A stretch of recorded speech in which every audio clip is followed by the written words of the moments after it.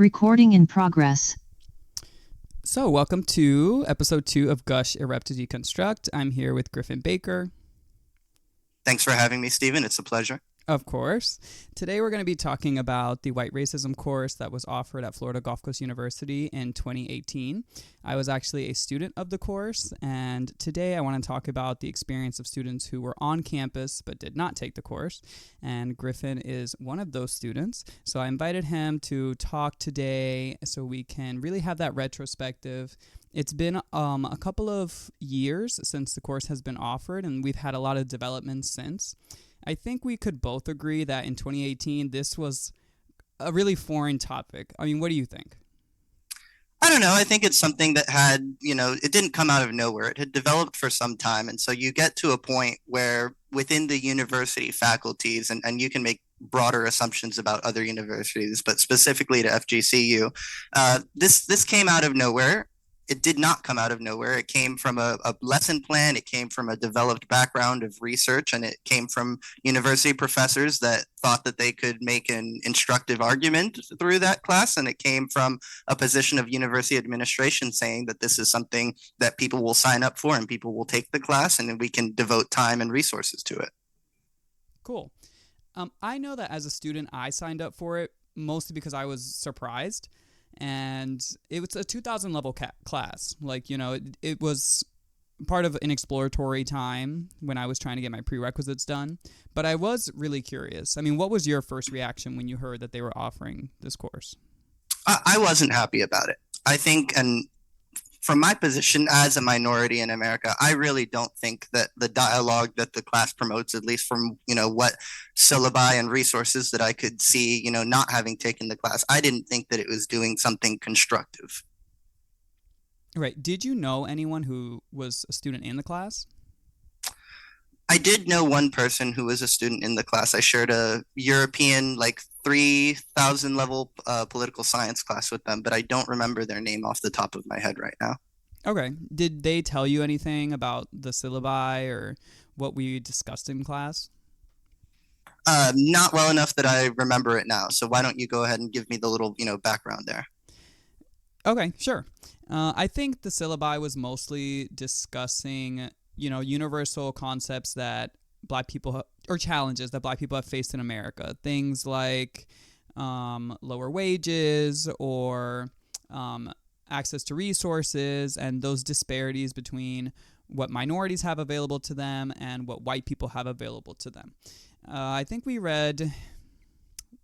There wasn't a lot of reading, to be honest. The reading that we did do, it was a bit of scattered articles. There wasn't, a textbook that we could, cohesively study, which, I did find a little disappointing. But I think since the literature around, racism and this discussion about privilege. I took, this was a 4,000 level history class, but I took a history of American colonization class that was offered at FGCU by another professor. And we had a very, very detailed, in-depth textbook, which I actually still own. I bought it outright because I enjoyed the reading, which is Not All Aliens, which was a comprehensive history of colonization and immigration in American history. And it offered quite a few segments on not only specifically African American development in terms of, the transition from, a slave-based economy to, freedom and how they moved throughout the United States. I feel that there is a relatively profound pool of research that can be applied to the topic that goes back in history. I think because it wasn't necessarily being approached in a historical context, I don't think that maybe that was the intention with the class. Does that make sense? Okay. Yeah. I mean, how well do you know the professor? Did you get to know him at all or have any contact with him? I've never had any direct contact with Ted Thornhill. No. Okay. I mean, I did ask him to be on the podcast. I did. And he said, that he's really moved on and he lives in Washington now and he did not really want to discuss it. He wasn't interested. But I still think, it's worthy to give it a shot and give it a chance to discuss. I think it... And as is his right, Yeah, of course. Okay, so what made you choose Florida Gulf Coast University in the first place? It was attractive for a couple of reasons. It was far enough that I, couldn't keep living at home, but not so far that I wouldn't see my family regularly. I had the opportunity to pursue a degree course that I was fairly interested in. I almost double majored, but it would have delayed me significantly. But the business offerings at Lutgert College were quite substantial there. It's a well-regarded business college within the university, and I haven't had any trouble getting employed after that. And to be honest, FGCU at the time when I enrolled in 2016 had a reputation as a bit of a party school, which I certainly got to benefit from that as well. Okay, interesting. I actually met you in an English class, so for some reason I had the assumption that you were an English major. I think because I think I skipped all of my English courses because I came in with a bunch of like high school level college credit, basically. I think it was in a creative writing class that we might have been in together. We were in a Tolhurst class together. So it must have been like medieval or British, something like that. Yes, medieval literature. Yeah, there we go. Right. That was the intersect because I did a lot of history courses just for my own entertainment. I find it very engaging. So yeah, and I think you have an interest in poetry too. Correct. Okay. How would you describe FGCU in terms of the social environment? Did you feel comfortable on campus? I know that there were some interesting events that had happened during that year in 2018, but I want to give you that chance to express how you felt on campus. I had an interesting take on the socialization aspect in FGCU because I think it's for the most part a very commuter focused university. At least when I was there, it seemed like they had really, really put a huge emphasis on getting a lot of commuter students in. And so you had sort of a transient campus where you'd have a lot of people that all shuffled in and shuttled in order to get to their class. And there wasn't really a huge amount of, social activity going on, but I still managed to enjoy myself a lot, spending both living on campus for the first 2 years and then commuting also after that. Well, more so in terms of like the racial composition of the school. I mean, it's mostly a white school. I know you do identify, as a minority. So did you feel like any tension, or did you feel that, you were viewed in a different way? I just want to get more of a handle on your experience. No, not really. I didn't ever have any particular, feeling that I, was othered or outside, or I, couldn't really engage and participate with people. Certainly it was a primarily Caucasian student body, but there were more than a few Black people there. There were more than a few other Hispanics there. I connected with a lot of that community, many Brazilians, many people from Venezuela, many people who were, from the local community of Mexican background. So I had the opportunity to engage with them quite a bit. I engaged with people from Asian backgrounds as well to a lesser extent. I don't think there were very many in FGCU, but I'm always been a bit of a social butterfly, so moving between all those different groups never proved challenging to me. Right, certainly I had white friends also. Yeah, of course. So I know you expressed discontent that the course was being offered. What were some of the ways that you expressed that discontent? The most famous way, of course, is that I printed out posters that said that it's okay to be white, and then I posted them around Thornhill's office door. I think that was something that, got into the cultural zeitgeist shortly before 2018. It was something that had been put around in different cities, different university campuses around America, and I kind of jumped on that wave, so to speak. But certainly I feel that there was a lot of just common conversation about the class as well. I mean, for better or for worse, it certainly got people's attention and got people talking. Okay, so there was no like official approach like to the dean or anything about, or even a department head conversation about the merit of the course? I don't know if it went so far as the department head. Certainly I talked about it with other individual professors. And how do you think that you were received when you did discuss it? Were they receptive? Did you get kind of like a cold shoulder, or did it really vary? I think for the 3 or 4 professors that I discussed it directly, I got a very receptive and very they had the same sort of mindset as I did on the issue. I think that it was more of a question of, it's okay, well, if everybody is having these private conversations and they all feel a particular way about it that seems to be fairly consistent, then, it's time to, take it public and, do something like that. So what did those private opinions consist of? I mean, did you feel like the private opinion and the public opinion of the professors lined up, or did you think that there was discrepancies there? I think that there was an inconsistency. I think that a lot of people were quite happy to, have a private opinion about the course and what the academic and cultural merits of the course were. And then those opinions weren't reflected in, their public statements. And I think that, to a certain extent, uh, the professors don't really like to get into pissing matches with each other over, their classes and stuff like that. I know a couple, certainly in the history program, I finished the minor there, and there were a couple professors that were a little bit less academically vigorous than others, even at, the 3,000 level classes and stuff like that. So I think that, keeping judgment aside is perhaps just a bit of professional courtesy within, departments and stuff like that. Okay, that makes sense. So what was the reaction that you got from you posting those posters about it's okay to be white? It was a fairly immediate reaction from campus police specifically. So they put out a bolo, before, more than 3 hours had passed, getting the security camera footage of me walking around, and, requesting that, this person be identified or whatever. And so, of course, I called them up directly myself and, announced myself to them. Um, Certainly there was statements made by Professor Thornhill to media at the time, equating, what I did to, violent threats that he had received by phone and such, which I don't think are equivalences that you can make a fair comparison with. But certainly my first point of contact afterwards was with campus police. Okay. Yeah, I am familiar with the voicemails and the threats. Those are things that he would share in class. I didn't really know exactly what the idea or the point of that was. But did you ever get any word that, he was enjoying that sort of attention or that criticism or that reaction, the inflammatory reaction? I can't speculate on that at all.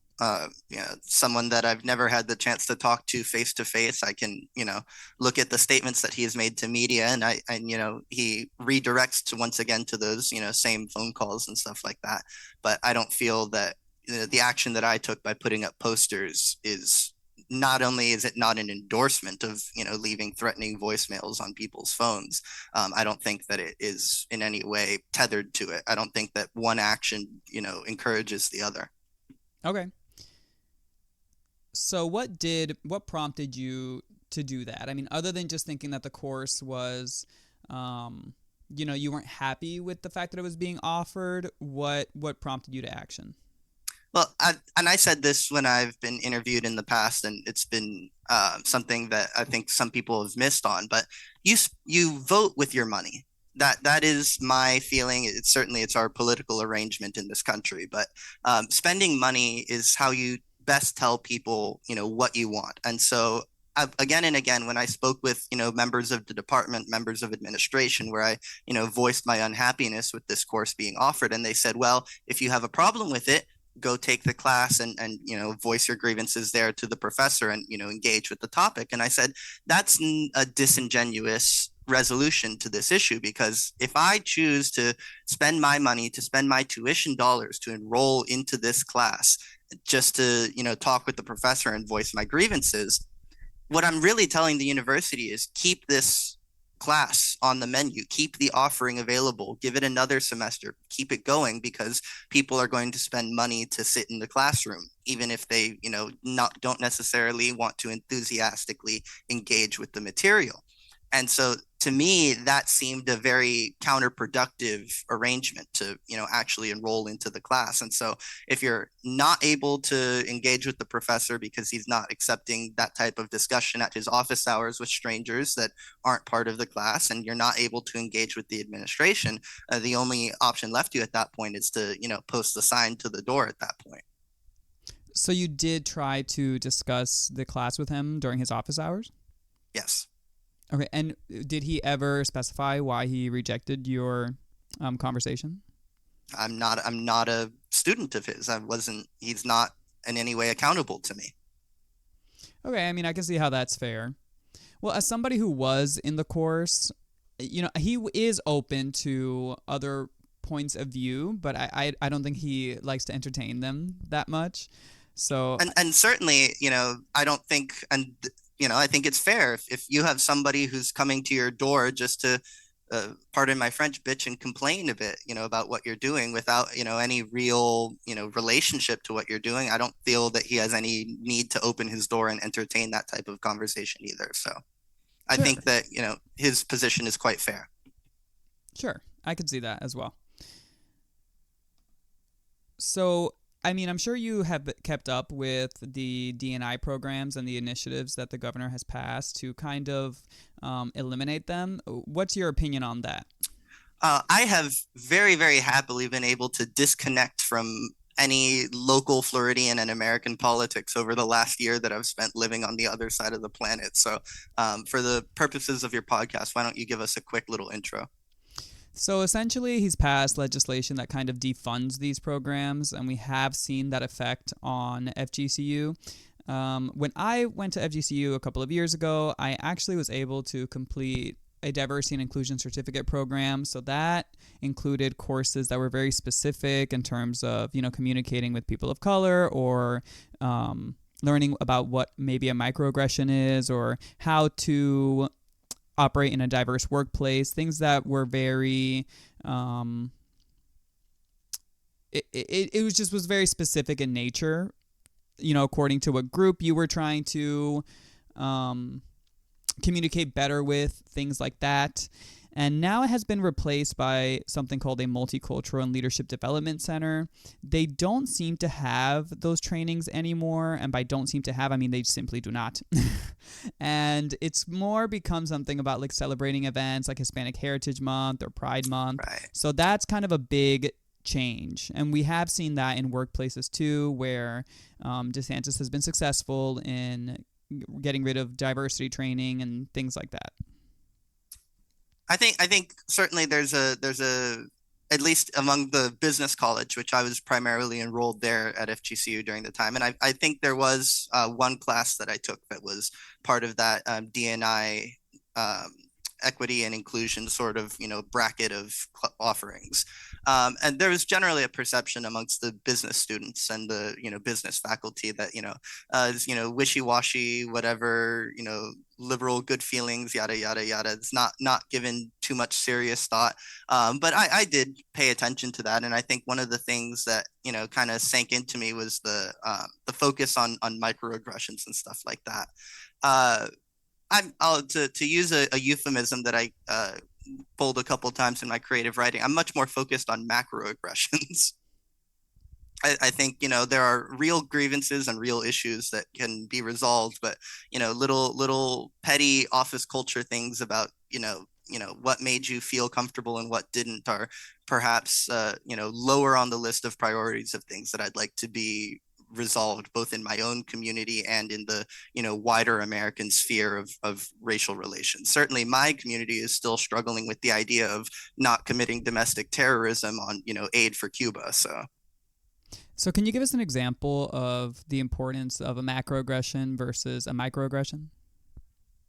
A macroaggression is something that for the most part encourages greater aggression. I think that there's a greater depth of intent behind a macroaggression. So a case in point, I was working in Australia in very rural, very remote areas, a lot of times operating with the Aboriginal community there and in different indigenous groups in Australia. And at one point, I was catching a ride with my employer because he had a Hilux truck and, we were driving somewhere that you needed four-wheel drive. And he had a pair of shoes stolen from him, by one of the neighborhood kids, just, little sneak thievery from one of the Aboriginals in the area. And he sees a group of them by the side of the road as he's driving. So he's like, oh, there's that bloke that got my shoes. So he reaches over into the back of the truck and he pulls out an axe and he hangs the axe out of the window of his truck and starts banging it on the side of the truck as he drives by the Aboriginal kids.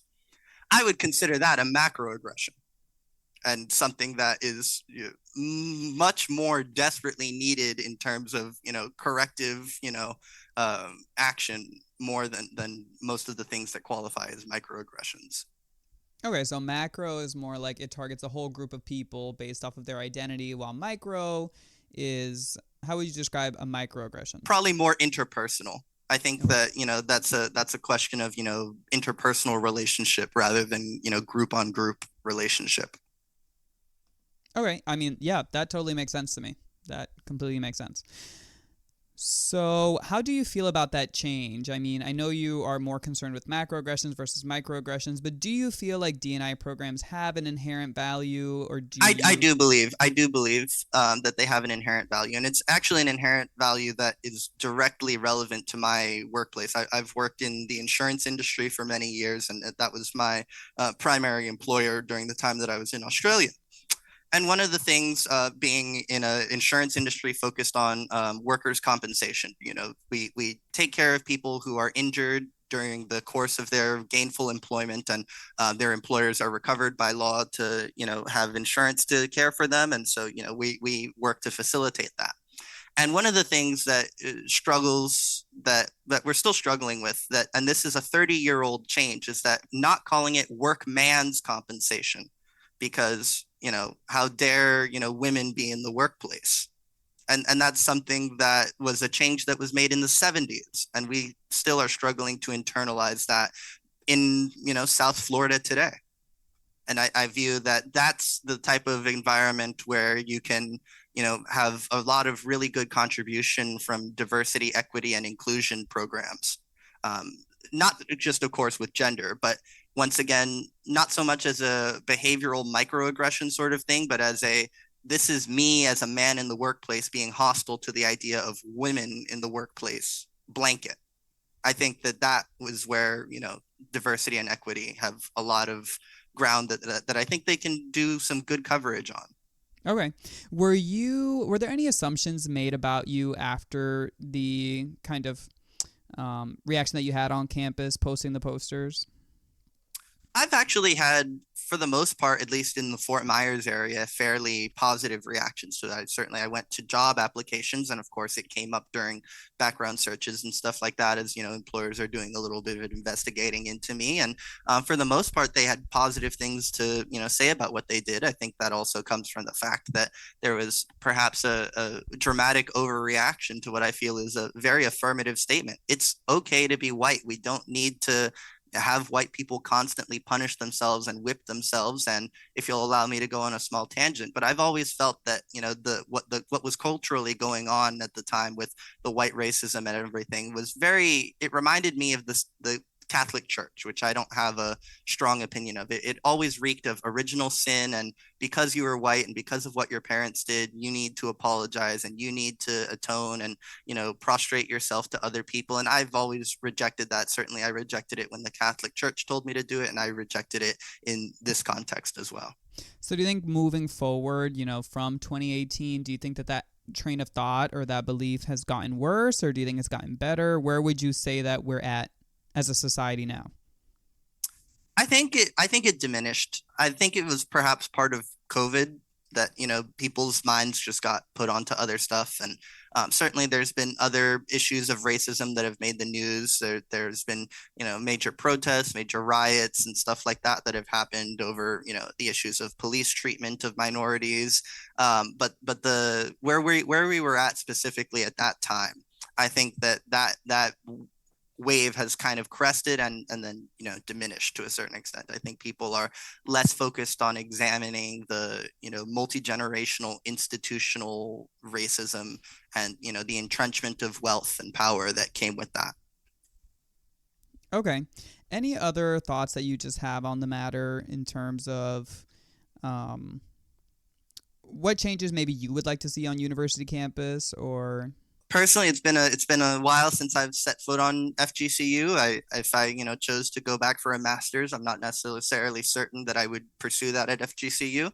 I think that having a sense of community that I spoke about earlier, FGCU was attractive to me because it was a smaller school relative to the UFs and the um, uh, other larger schools as you go farther north. And having a smaller school that allows people to connect with each other better, it generally fosters the kind of community that allows people to look past a lot of the preconceived biases that they have. If you are in a classroom of 400 students, You're lucky if you're going to actually meet or know, 4 or 5 of them in that room. Versus, I think the largest lecture hall that FGCU ever offered was, something like 80 students, and most classroom sizes really didn't get bigger than 30 students. And I think that sort of environment where people, you see people, and in a more intimate environment, you can actually engage with them, and treat them as real people. I think that does quite a bit to break down barriers between certainly the interpersonal individual barriers, and then also the larger racial cultural barriers. Okay. Last question. Is there anything in your background or your identity that maybe prompted your reaction to the class, or is this just something that was, your visceral first reaction? I'm a Cuban American. The media was very gracious to label me as a white Hispanic. I don't know if I would agree with that label. But as a Cuban American, this is very reminiscent of, the dynamics that I witnessed in Cuba. Certainly the dynamics that motivated my family to flee to this country. The constant resting animosity between people that were, not necessarily, as better off as their neighbors. And so, it becomes for lack of a better word, sort of a village culture situation where everyone just seems to be very hostile and very covetous of, what their neighbor has, and looking to, tear each other down rather than build something up. And so with that in mind, I had that visceral reaction. Okay. Well, this was a great, fascinating conversation, and I'm so glad that you allowed me to pick your brain a little bit on this, and that you were willing to, go back into the past and kind of try to make that connection into what we're experiencing now. But thank you so much. Thank you for being open. Thank you for sharing. And yeah, I can't wait. I can't wait to see what everybody thinks. Yeah, it's been a pleasure. Thank you.